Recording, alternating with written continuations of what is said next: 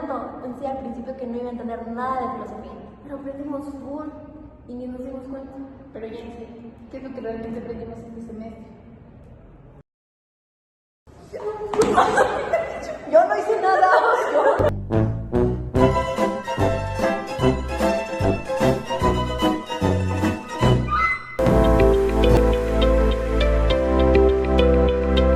Chicas, el primero que vimos fue Platón, ¿verdad? Sí, yo me acuerdo que me había impresionado bastante lo que él nos proponía de que el mundo que vemos, ¿no?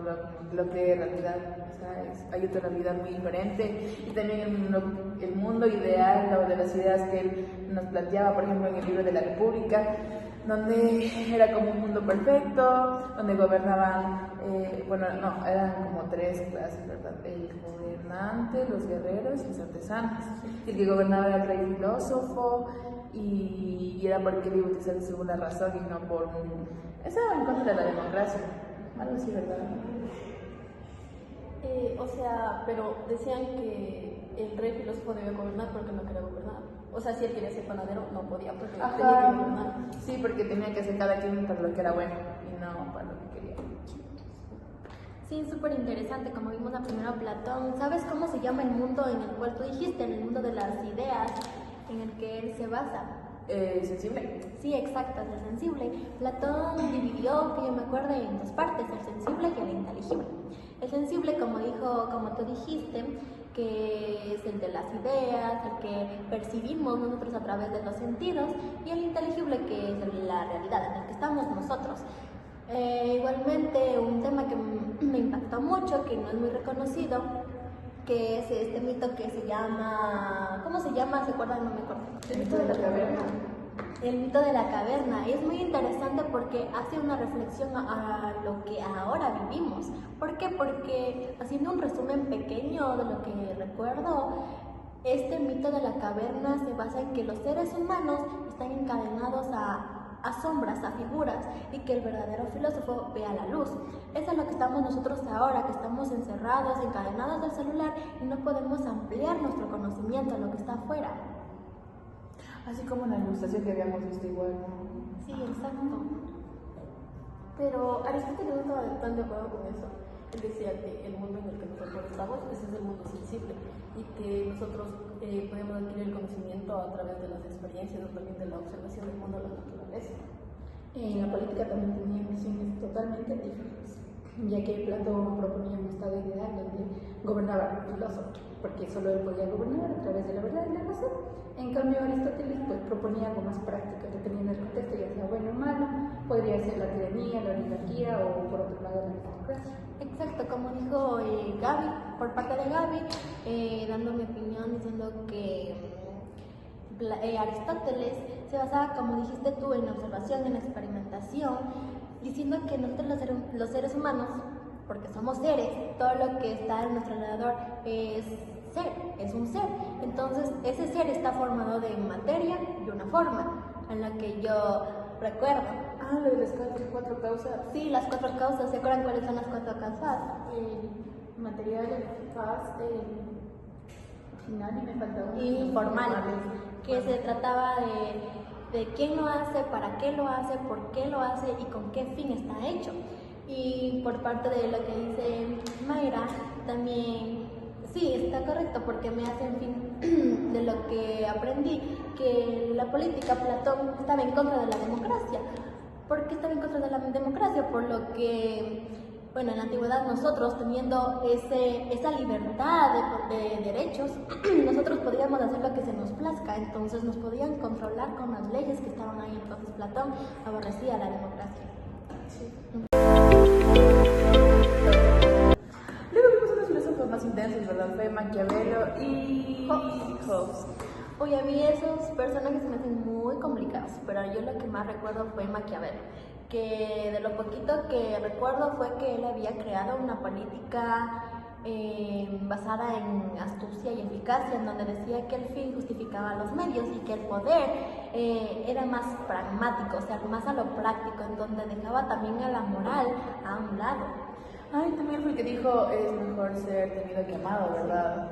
Aunque también defendía que era mejor ser amado y temido, pero Un gobernante prefería ser temido, ya que una vez que era temido, pues tenía el poder y ejercía fácilmente sobre los gobernantes. En cambio, Hobbes estaba más marcado por la guerra civil inglesa, entonces él planteaba que todos los humanos por naturaleza somos egoístas y violentos, entonces necesitamos un soberano absoluto, que le planteaba como era el Leviatán, y para así nosotros poder mantener el orden y que no hubiera un caos. También cabe mencionar que ambos defendieron el poder total, porque por un lado Maquiavelo apelaba a la virtud política, mientras por otro lado Hobbes como que defendía el poder absoluto, pero por medio del contrato social. Claro, y la diferencia que más, o sea, los dos resaltaban bastante era que Maquiavelo era como pragmático, como ustedes dicen, o sea, lo más práctico, y en cambio Hobbes era más a lo determinista, a lo más centrado.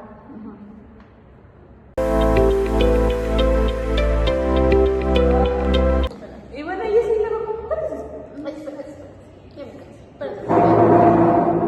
A few moments later, a few inches later, 2 hours later, 1 eternity later.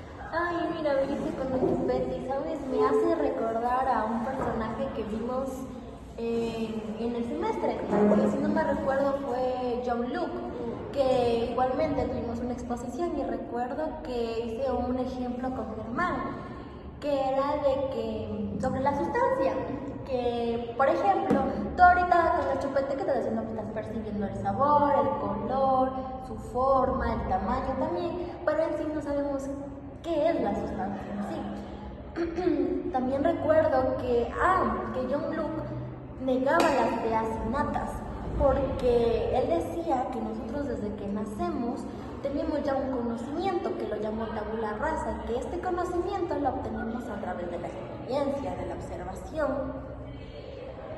Cuando hablamos de Luke también hablamos de Spinoza, ¿verdad? Sí. Spinoza en cambio propuso un sistema más racionalista, donde decía que el principio es una sola sustancia, es Dios o la naturaleza. También cabe mencionar que los dos tuvieron su participación en el campo de la política. Yo me acuerdo que John Luke impulsó el liberalismo moderno, un liberalismo más moderno.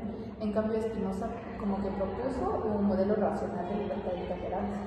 Pero a mí, en mi camino Spinoza, a mí me dejó bastante marcado lo que es el saber las causas de lo que sentimos y vivimos para una común libertad. Entonces, también vimos así como las diferencias, ¿no? O sea, la comparación entre estos dos, que Luke creía en un libre albedrío y en derechos individuales, mientras que Spinoza en una libertad racional y una necesidad natural. También podemos decirlo en las comparaciones que también están haciendo, hay diferencias en que John Luke y Spinoza, como tú dijiste, Spinoza es racionalista, pero Luke es más empirista. Igualmente, John Luke usa el método así como decir de conocimiento, que es, como dije, la experiencia, la observación, que es el método inductivo, a diferencia que Spinoza es el método deductivo, que lo hace a través de la razón y la lógica, a través de axiomas.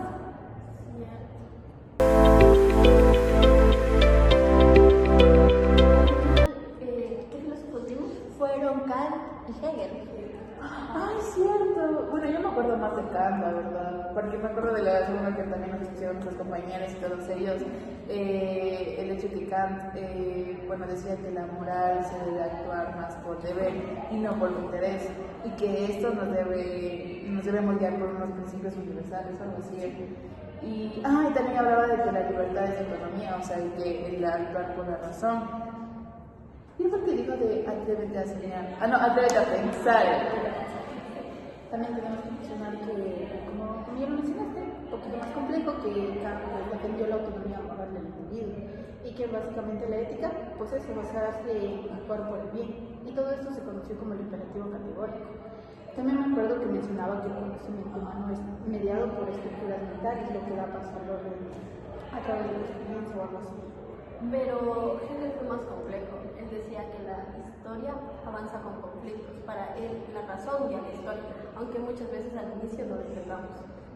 Pero bueno, Entonces, decirlo así, Kant era más individualista y ético, pero Hegel era más como histórico y más sistemático.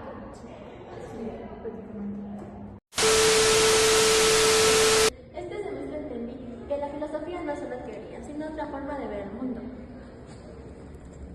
Bueno, pues sí, también entendimos que las ideas filosóficas acerca del conocimiento, la sociedad, la libertad y el poder, pues se dan en distintos contextos. Me gustó ver cómo cada filósofo es hijo de su tiempo, pero también inspira más. Y que pensar, aunque a veces duela, también libera.